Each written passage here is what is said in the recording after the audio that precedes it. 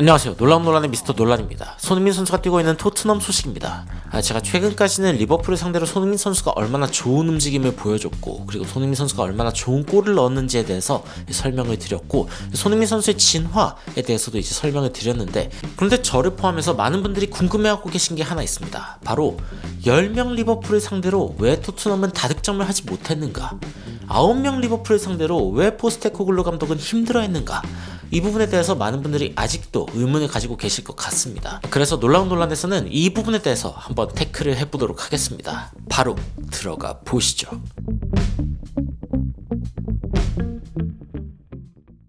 제가 여러분들에게 전해드릴 오늘의 분석은 T4IRL이라고 이제 그 애슬레틱지에서 운영하고 있는 유튜브에서 이야기한 내용들입니다. 굉장히 흥미로운 내용이라 여러분들께 가져와 봤는데, 거기에 제가 또 의견들을 좀 덧붙여서 전달해드리도록 하겠습니다.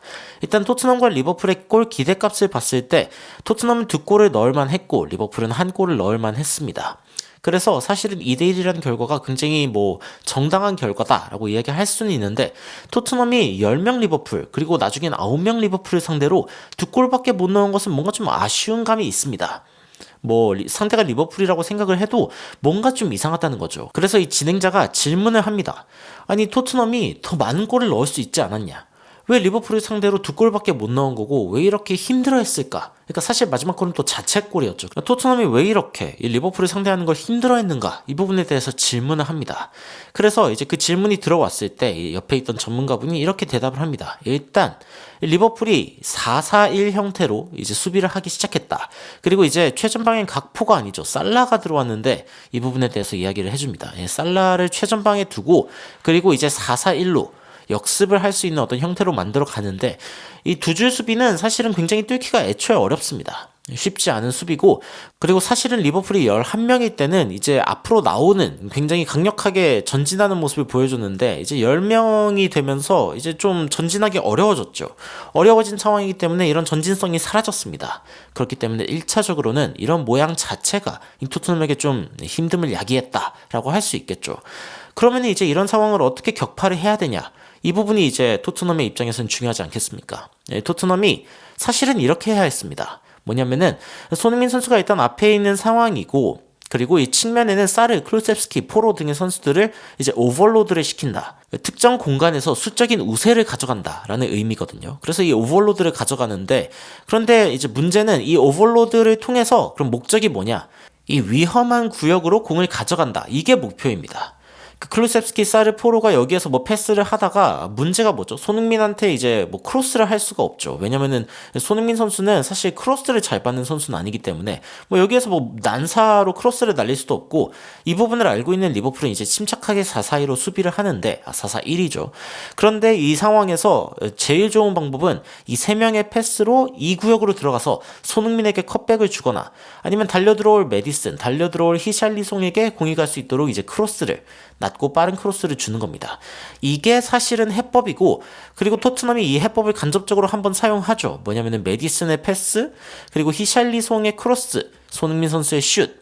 이게 어떻게 보면은 가장 위협적인 방법인 겁니다. 그런데 토트넘이 되게 묘한 게 뭐냐면은 이 지역으로 안 들어갑니다.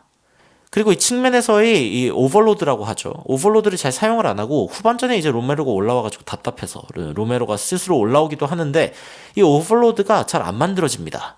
경기 장면을 살펴보시면 클루셉스키 있죠. 근데 클루셉스키가 상대 수비랑 1대1로, 그리고 이제 리버풀 수비가 이제 다른 토트넘 선수를 맞고 있고, 이러니까 사실상 부하가 안 일어납니다. 부하가 안 일어나면 이 공간을 뚫기가 쉽지 않죠. 클루셉스키 혼자 여기로 가려다가 막힌 게 몇 번인지 모르겠습니다. 실제로 클루셉스키는 이날 경기에서 18번 공을 잃어버렸죠.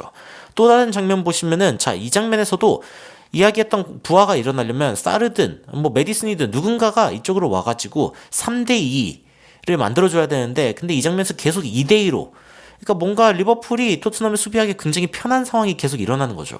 그렇다고 이 선수가 꼭 여기 있을 필요가 있었냐? 사르가 꼭 뒤에 있어야 했냐? 이 부분은 제가 봤을 때는 심리적인 겁니다. 뭐냐면은 리버풀이 한 명 퇴장당하고 나서도 이긴 적이 많죠. 그렇기 때문에 너무 무리해서 올라가면 안 되겠다, 이런 생각을 했을 수도 있습니다. 그런데 이제 정석적으로 판단을 한다라고 하면은 사르가 앞으로 나와줬어야죠. 어차피 뒤에 로메로도 있고 반더벤도 있는데 사르까지 수비를 할 필요가 없단 말입니다. 그런데 또 이런 장면도 있었죠. 오히려 이게 이제 기가 막힌 상황인데, 아니 토트넘이 사람이 더 많지 않습니까? 11명이고 리버풀은 10명인데 아니 오히려 수적 열세가 발생한다는 게 그러니까 지원을 안 온 거죠. 왜 지원을 안 왔냐? 이게 이제 희대의 미스터리인데 이 장면만이 아니라 이 장면 이건 또 다른 장면입니다. 이게 10분 전, 이게 10분 뒤인데 클루셉스키가 똑같이 또 2대1의 이제 압박을 당하면서 공을 뺏깁니다. 그럼 이제 우린 그런 생각을 하는 거죠. 아니 도대체 클루셉스키는 왜 저기에 혼자 갇혀가지고 공을 뺏기고 있나? 정말 열불이 나죠. 그런데 이유가 있었습니다. 그러니까 오버로드를 해야 되는 거죠. 여기에 더 많은 선수들이 지원을 와서 뭐 삼각형을 만들어 주던 패스기를 만들어 줘야 이제 뭐 주고 뛰든 뭔가 이렇게 뭐 방법을 찾을 텐데 여기서는 이제 갇혀버린 겁니다. 그리고 이제 후반 들어서 드디어 이렇게 2대1 상황이 발생할 때가 있었는데 근데 여기에서 무슨 상황이 발생했냐?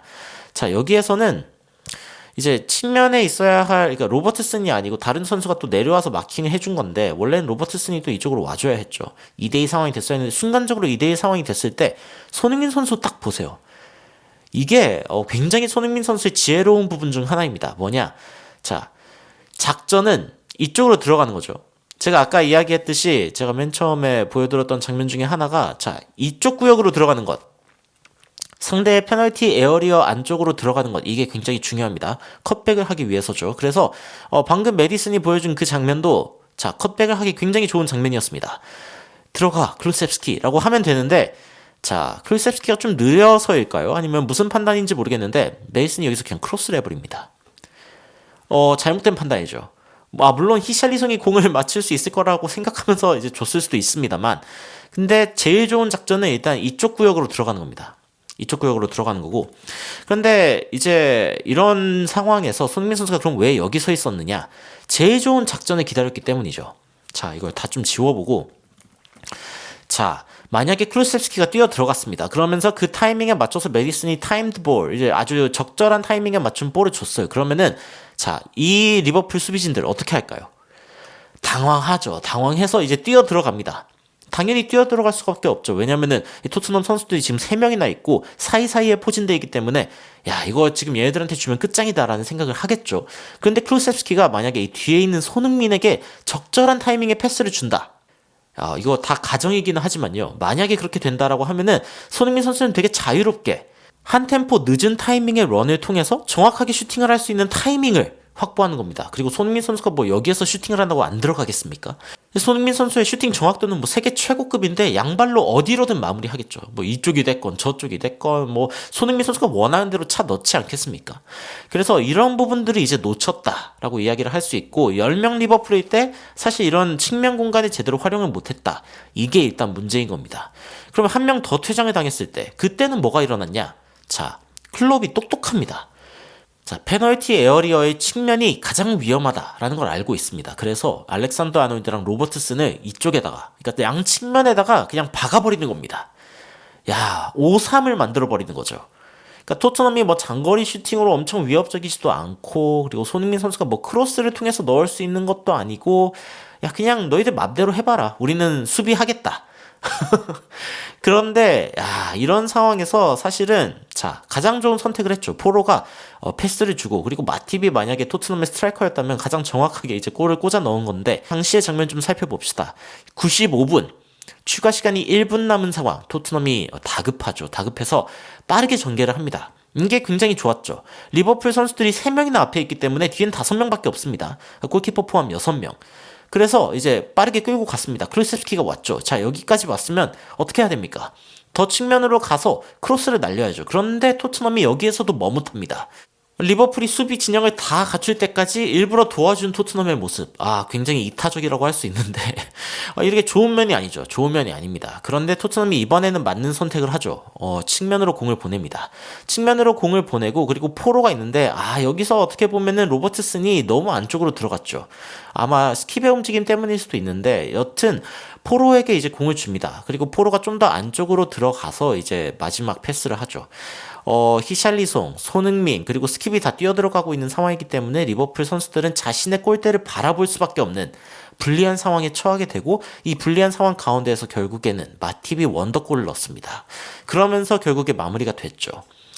자, 오늘의 교훈이 무엇이냐라고 이제 이야기를 했을 때 토트넘은 일단 뭐 두 가지를 이야기할 수 있죠. 측면 쪽에서의 부하를 제대로 사용을 해야 되는데 잘 못했다. 9명일 때에는 사실은 이제 이런 부분인데, 사실은 전개를 빠르게 하고 이 파이널 서드에서 침착하게 패스를 해야 하지 않았나. 그러니까 뭔가 템포가 좀 뒤죽박죽이 됐다 라고 이야기할 수 있는 부분이고, 그리고 사실은 리버풀이 한 명 빠진 상황에서도 지속적으로 승리를 가져갔었다 라고 하는 부분이 아무래도 토트넘에게 심리적인 압박을 줬다 라고 밖에 이야기할 수 없을 것 같습니다. 이번 경기를 통해서 리버풀은 한 명이 빠지고 그리고 두 명이 빠졌을 때 그런 상황에서 이제 패배할 수 있는 팀이다 라는 게 처음으로 증명이 됐습니다. 이번 시즌 리버풀은 한 명이 빠진 상황에서 두 번이나 승리를 했기 때문에 토트넘의 이러한 사례가 추후 다른 팀들이 리버풀을 상대할 때 도움이 될 수 있는 자료가 될 수도 있겠죠. 여튼 토트넘은 리버풀을 상대로 고전하기는 했지만 마지막에는 답을 찾아냈습니다. 그리고 자책골이 아니었더라도 사실은 토트넘이 골을 넣을 만한 상황이었다. 이 부분이 사실은 굉장히 또 중요한 부분이 아닌가 싶습니다. 여러분들은 오늘의 분석에 대해서 어떻게 생각하시는지 굉장히 궁금한데요. 중앙 쪽에서 한 타이밍 늦은 침투를 보여주는 손흥민 선수의 어떤 노련함, 이 부분도 굉장히 인상적이었고, 이게 측면에서 조금 더 잘 해결이 되었더라면은 리버풀전에서 사실 멀티골도 터지지 않았을까, 이런 아쉬움이 남는데, 여러분들은 어떤 생각이 드시는지 의견을 댓글로 남겨주시면은 더욱 흥미로운 소식으로 찾아뵙도록 하겠습니다. 구독과 좋아요 눌러주시면은 더욱 흥미로운 외신 분석 그리고 반응으로 찾아뵙도록 하겠습니다. 이상 놀라운 논란 미스터 논란이었습니다. 시청해주셔서 감사합니다.